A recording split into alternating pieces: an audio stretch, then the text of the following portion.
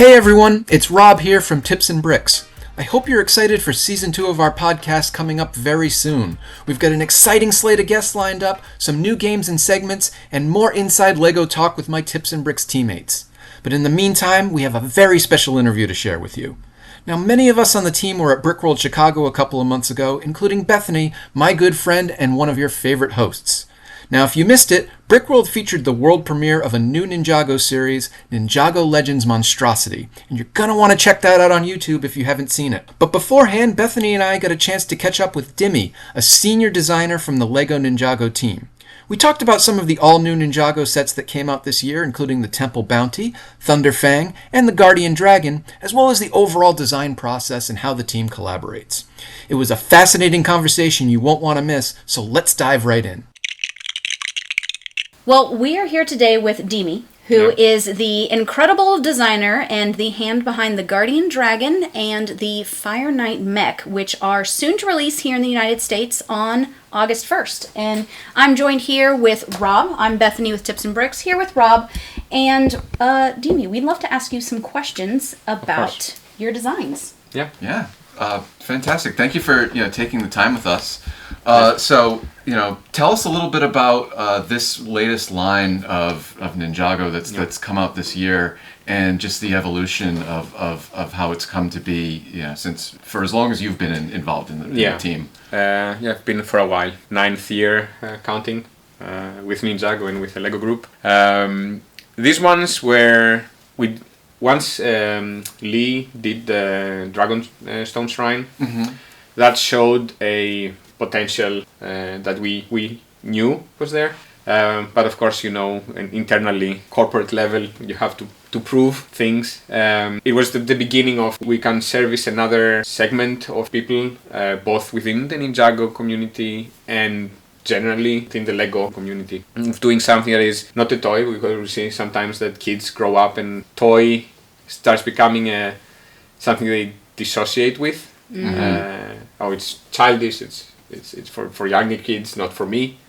So with these ones, we wanted to keep, of course, the people engaged, offer something different, and that's how the idea came to make sets that are more refined and displayable than what we do in the regular line. We always have that, and we will always have that, because that's our core, but we can do something more for a growing community and with people who grew up with Ninjago. They're not into it that much, but they like mechs, they like dragons. So that was kind of the thinking behind. That's so interesting because we have even noticed that ourselves with members of our team who are younger, but they're adults now, and they have grown up with Ninjago. And until you said that, I didn't really put the two and two together, is that now they are maturing into adult fans of LEGO, and so they need adult themed sets. So that was intentional on your part. It is expanding the offering for something that has grown as an IP. And you can see it with other IPs around the entertainment space, how they approach nostalgia, different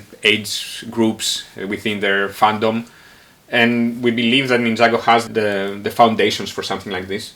We want it to grow, we want it to be a staple IP, especially because as fans, like as designers or as the design team and the project team, we love the IP, we love the world of Ninjago, so we want to expand it and show how much potential and how much reach it can have, and grow outside of the confines of a limited theme as it was supposed to be, back in the day. How does it change your creative process when you're designing for adults versus when you're designing sets that are more play-oriented? I can speak to that because that's the first display-oriented set I ever made. Sure. Up to that point, I was just doing toys.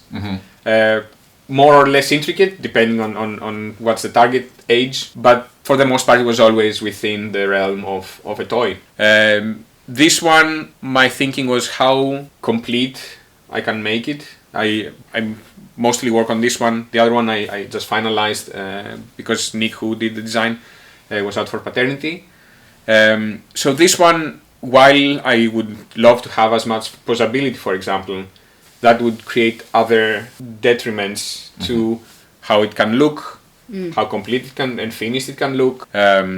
And right now you're pointing to the green Guardian Dragon, which has that amazing open wing pose. Yes. So you're saying the articulation on that one is a little more limited? Yes, I would. Everything is built like the things that are moving are moving out of because they can, or there is not a good way where you can limit it to make it a statue. But the necessity of creating something like this that you cannot do like in the regular product line. A dragon that is posed on a base, you can do at any point. And it can take out, you can play with it, but you can't do this. It was an opportunity of trying something completely different. And the original aspiration was that it could come out. The mech is a good example because you can take it out of the stand, you can pose it, you can play with it if you want, while still looks complete. But it's also the nature of having exposed joints, which works for a mech because it's easy to, it makes sense aesthetically. While on a dragon is the discussions of how much gray, how many connectors you see. So for the most part, wherever I could, I tried to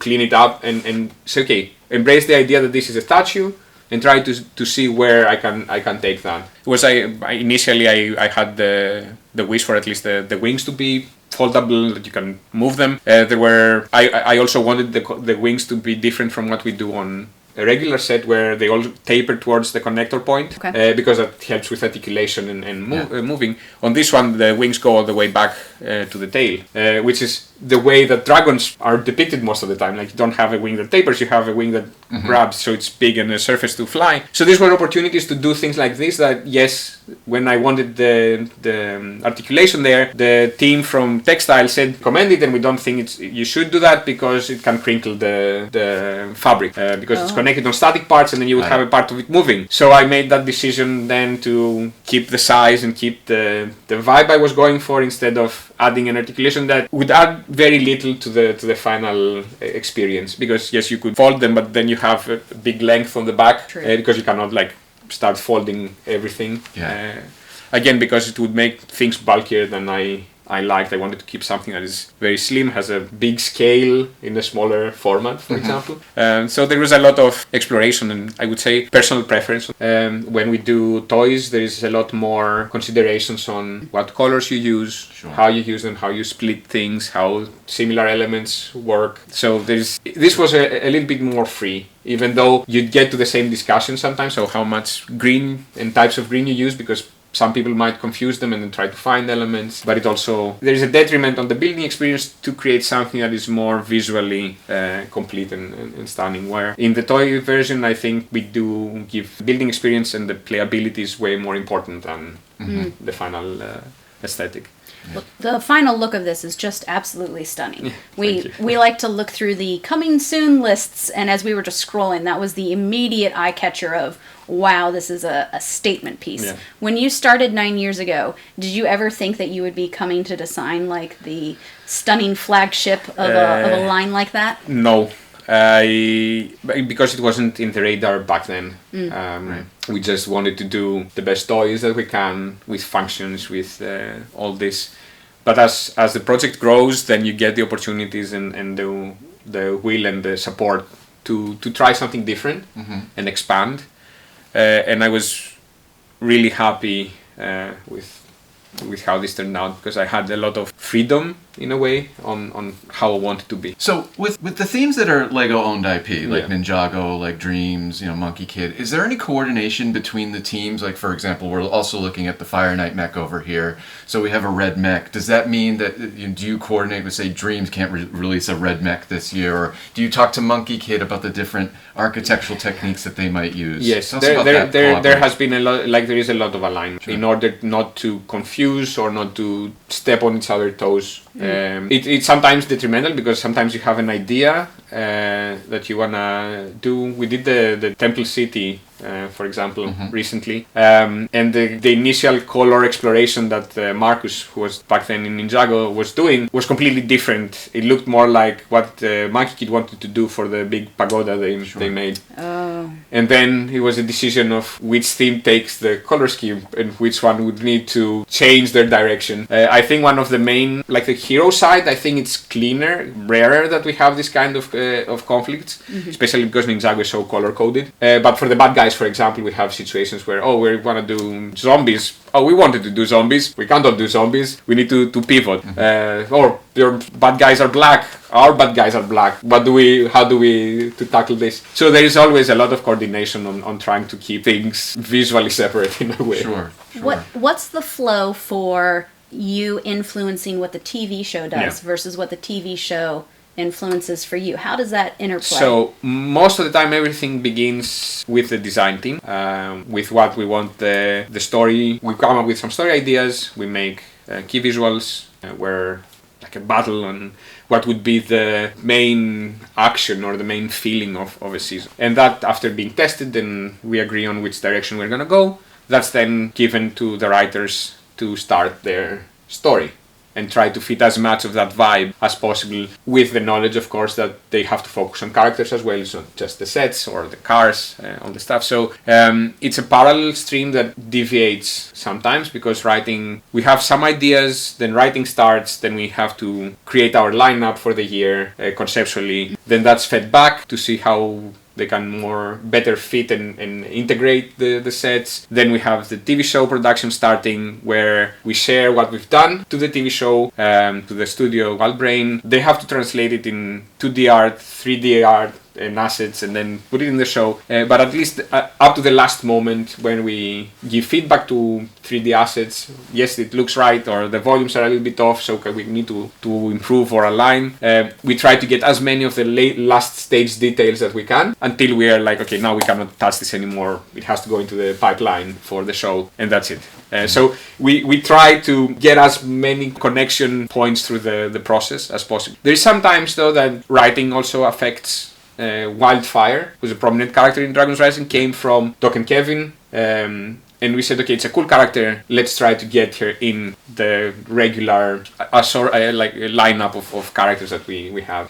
So sometimes we get some cool ideas, or sometimes you can get like a situation that you didn't expect, or something that we ask, okay, we have those vehicles or we have those things that we want to do something with. Does it fit the story, or should we tweak it? Or, we might think that, I want to make something that's made for mountains, but the story needs to take place on the deserts, and how do we, align? So we try to keep as close as possible, with the limitations of the timelines being a little bit skewed. That's really awesome that you have that impact on really the development of the plot going forward, of the IP. Obviously, the Star Wars team can't do that. They can't say, we want to build this ship, and then have Lucasfilm make a movie around it. Right? Wouldn't that be wild? That's also why I've stuck with Ninjago for so long. Yeah, because it gives, like I said, from a creative perspective, and beyond the fact that I like the IP and I love it at this point, is that we have full creative control. We decide where it goes, we decide how it goes, we decide how it looks. We can do our own things, and it's very rare at this point with IPs that you need to service, and you get somebody else's ideas or execution of something that already exists, versus having this ability to come up with designs. Mm-hmm. So you were talking a little bit about characters. I'd love to hear more about the decision process of which minifigs go with which sets sometimes. Like, for example, this year we've seen the Forbidden Five, and they've been scattered across a number of sets. How do you decide how that all is going to work? There is not much of a science behind it. Sometimes, of course, it's dictated by which set, like color scheme we go for the set, which defines at least the main character that is there. And then I've seen that there is sometimes, people being annoyed with how the distribution happens, but it's a necessity. We want to service as much as we can, and we ended up having a huge cast of characters. Mm-hmm. So it's just the reality of things that you cannot have 10 characters on each set, so you try to figure out what makes sense, and just trying to find the optimal way without having an AI deciding and saying this. It's just trial and error. Sometimes we need to move things around, because getting Zart's hat, for example, had a different timeline than having something that already exists as an element. So we also have to work with those considerations. When can we produce the element? Then. So it has to go to a later set, or second half year, just so we can actually make it. I cannot believe the time has flown. Yeah, we are almost out of time, but I would love to ask, because at Tips and Bricks we love parts and building techniques. Can you give us, in like the 30 seconds we have left, what is something you're very proud of in this set, or something a builder can look for or enjoy, or just something that you're like, hey, here's this fun thing I did, so when they build, they can have that in their head? I love the crown. We have had this discussion lately. After the Ninjago movie, we know that we can do very refined sets. How do we add the fantasy back in? So this is kind of what you see in anime, where there's a detail that is not functional, but it creates the feeling that this is a unique thing by itself. This is this dragon that has this huge crown on the head. Why? Just because it's fun. That's because it looks cool. Things like this. I think this one was a lot of struggle to get it to start having different legs that start in grid and end up in grid. And I'll talk about it later on the premiere. That was like a very lucky find. And a lot of time went there. But the whole build, I think, of how the core trying to limit as much as possible the connection to the rock, because it's not supposed to be perched there. It's more like taking off. So only the feet are in theory like touching. Wow. So it was trying to get all that, being sturdy, being buildable, and being the least intrusive that it can be. So I think there's a lot of things, and of course the way that I got the curve. I love his whole body's like whoop. Yeah, it is more of a serpentine something. I tried to do it as a straight at some point. It just felt very basic in a way. I know that there's people who like it and people who don't, but again, it's something that you cannot do in the toy line. Very true. Yeah. So it was just the idea of trying to do as much sculpting in this as possible that you cannot do in the product line. Well, unfortunately, we are out of time, Dimi, but my goodness, thank you so much for the inside and all the fascinating behind the scenes. Rob, thanks for leading the way on this conversation, and I cannot wait to get this set in hand to build. Hope you enjoy it. We hope you enjoyed our interview with Dimi as much as we did, and stay tuned because there are more podcasts soon to come. Season 2 is on the horizon. For now, I'm Bethany with Tips and Bricks. Happy building, everyone.